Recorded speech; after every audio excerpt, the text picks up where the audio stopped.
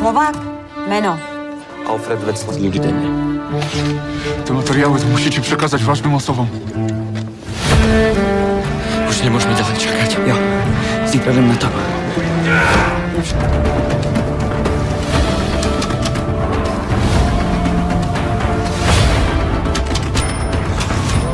We know the burden. We carried it with us all the way here. But the important thing is, what are you going to do about it?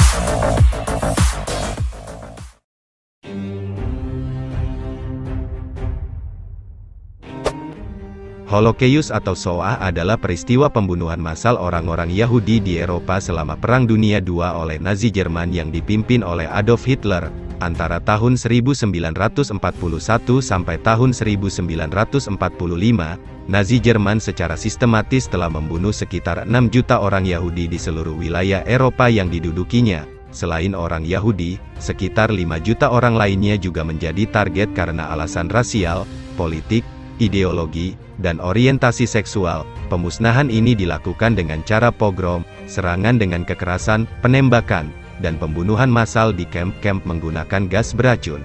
Sebelum lanjut menonton, pastikan kamu sudah like dan subscribe serta nyalakan lonceng notifikasinya, agar kamu tidak ketinggalan cerita sejarah pendek berikutnya.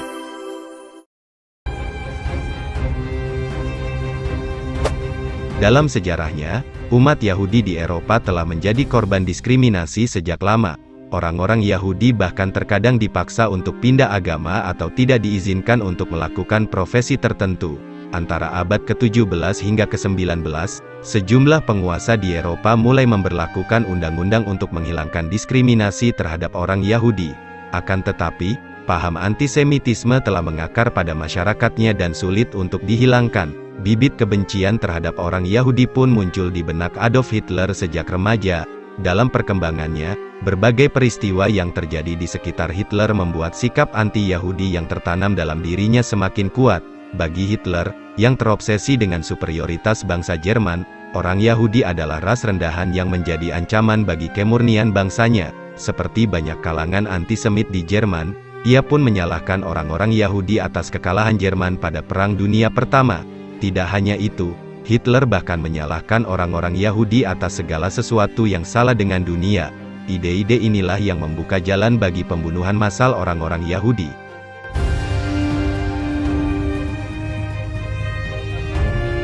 Setelah penunjukan Adolf Hitler sebagai kanselir pada 1933, segera setelah itu Partai Nazi menjadi satu-satunya yang berkuasa di Jerman.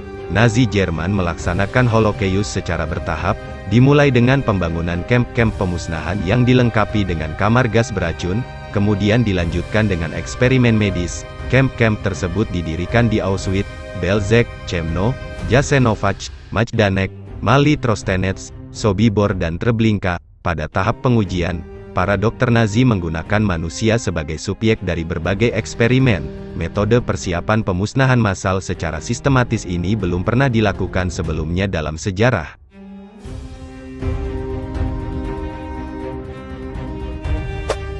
Pemusnahan pada awalnya dilakukan kepada lawan politik Hitler, yakni dari golongan komunis dan sosial demokratis. Pada 1933, orang Yahudi di Jerman berjumlah sekitar 525.000 jiwa, atau 1% dari total penduduknya. Selama 6 tahun berikutnya Nazi mulai mengisolasi orang-orang Yahudi, mereka tidak diizinkan menjadi pegawai negeri dan bisnis-bisnisnya diboikot. Hingga 1939, ribuan kamp pemusnahan telah didirikan di seluruh Eropa yang diduduki Nazi dan ratusan ribu orang Yahudi berusaha untuk meninggalkan Jerman. Ketika Jerman menduduki Polandia, puluhan ribu warga Yahudi kemudian dipaksa untuk tinggal di ghetto. Ghetto adalah tempat tinggal khusus bagi orang Yahudi yang cenderung kumuh serta dikelilingi tembok tinggi dan kawat berduri.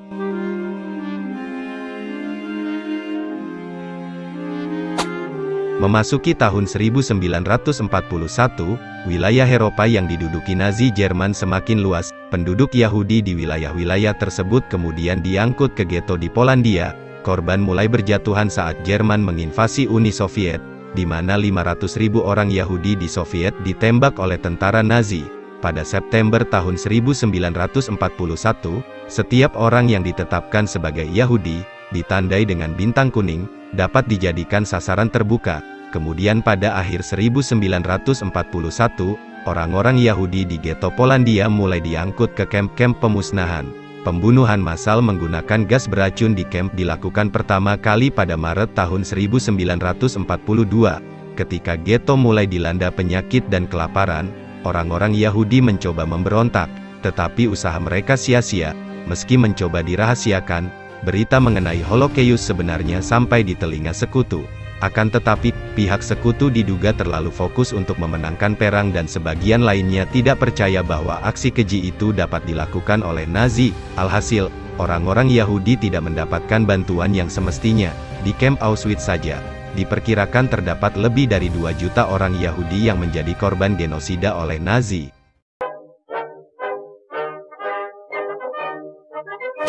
Holocaust baru dapat dihentikan pada 1945.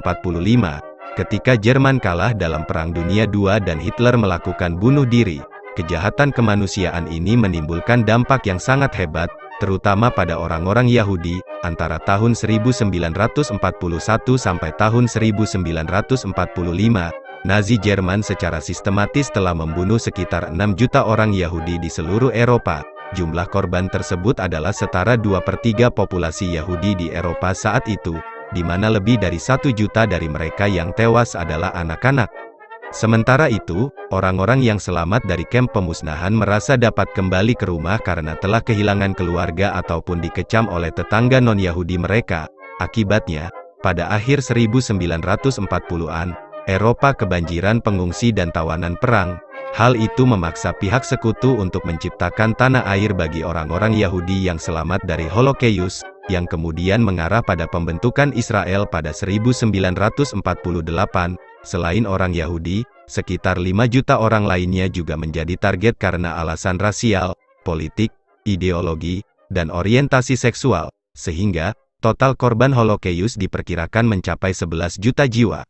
Itulah sedikit sejarah pendek yang bisa kami rangkum, semoga dapat menambah wawasan kalian semua. Terima kasih. You said that we would always be. Without you I feel lost at sea. Through the darkness you'd hide with me, like the wind we wild and free.